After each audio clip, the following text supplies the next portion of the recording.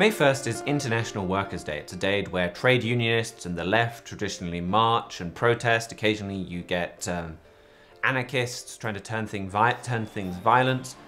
But in France this week, May Day took on special significance with their election just days away. And their May Day protests were all about those elections. And these protests, they revealed some of the deep divides and problems facing France. I think obviously the most remarkable thing about these riots was the violence. 6 riot police were injured, one had third-degree burns, another one had some serious wounds. Around 150 broke off from the protesters and attacked the police with Molotov cocktails, with stones, bottles, bits of masonry that they were able to get their hands on, just whatever they could find. The French Interior Minister said they came to, quote, injure and kill police officers.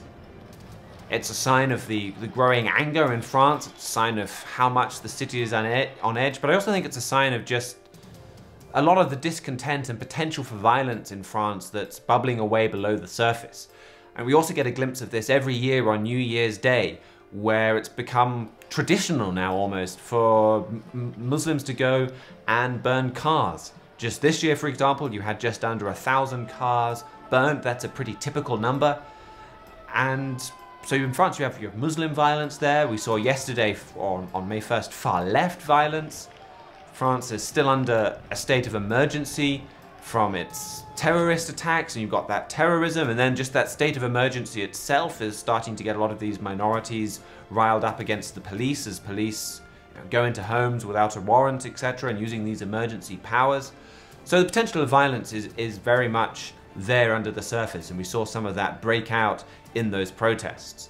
But also on display on these riots is just the division that's there throughout French society.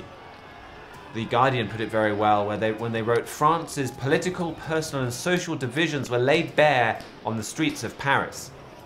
If you look back at last time the National Front made it to the second round of French elections, May Day was a day of unity, when all the protesters, the trade unions, they all kind of rallied to oppose the National Front and to support the opposition to the National Front. This time, the main trade union groups, they couldn't even agree to a single protest and ended up splitting into these 2 rival protests. Now, the vast majority, they opposed the National Front, but this time they couldn't agree to support the alternative, Emmanuel Macron.